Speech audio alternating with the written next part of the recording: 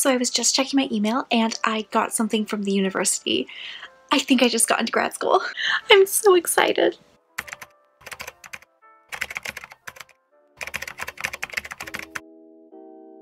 Hey everyone, and welcome back to my channel.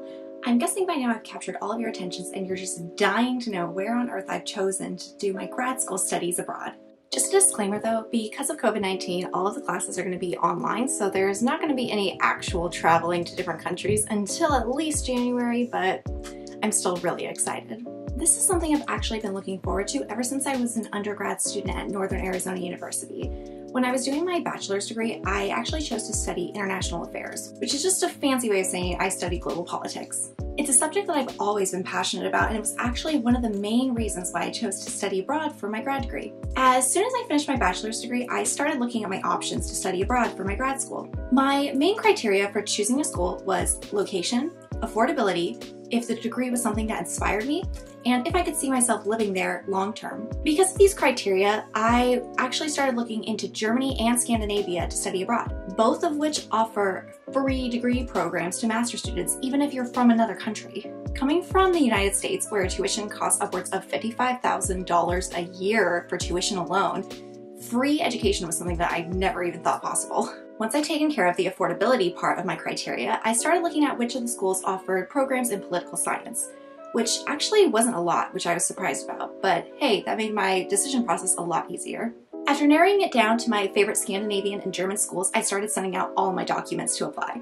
I'm talking CVs, transcripts, resumes, motivational letters, pretty much any kind of document that proved that I was a real person and not just a bot applying for this school. It was still really difficult though to narrow it down to which schools I wanted to apply to and actually send out all these documents to. But in the end, I narrowed it down to 3 schools: the University of Berlin, the University of Cologne, and last but not least, the University of Oslo.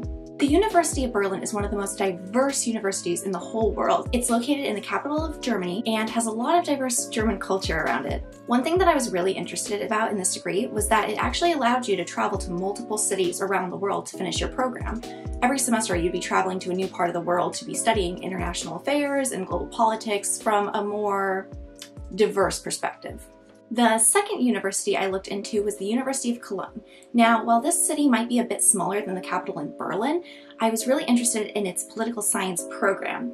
It covered a lot more broad subjects, and also the city's location was really good too. Even though the city was small, the city of Cologne is actually located next to several international borders, including France, Luxembourg, Belgium, and the Netherlands.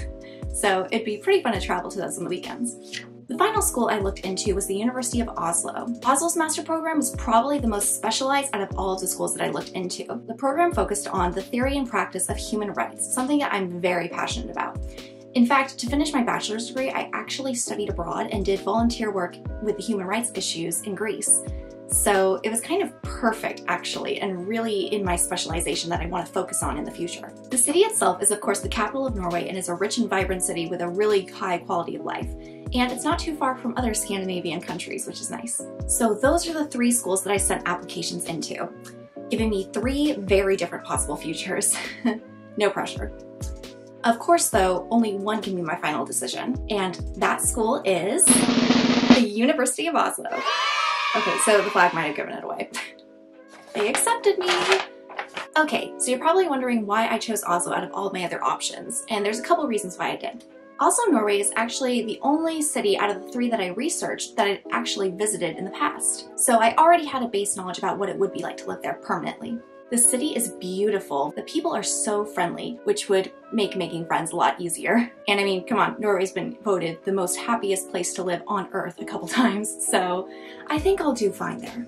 Another reason why I chose the University of Oslo is because the master's degree program there, the theory and practice of human rights, is the one that most aligns with my personal passions and motivations to study global politics. It'll also allow me to get a career with helping people easier in the future. The other 2 programs in Germany felt too broad, not specified enough, and a lot like my bachelor's degree.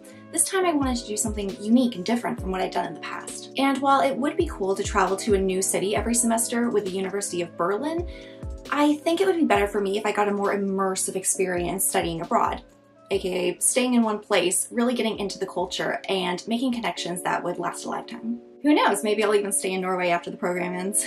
However, now that I've been accepted into the university, things are about to get a little intense. Even though the entire first semester of classes is going to be offered online, I'm still expected to arrive in Norway in January.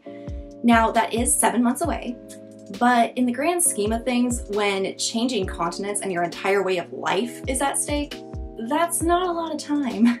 It also doesn't help that currently all the immigration offices are closed because of COVID. Yeah, so I'm kind of in limbo at the moment. But I'm the type of person that never gives up, no matter how much the odds are stacked against me.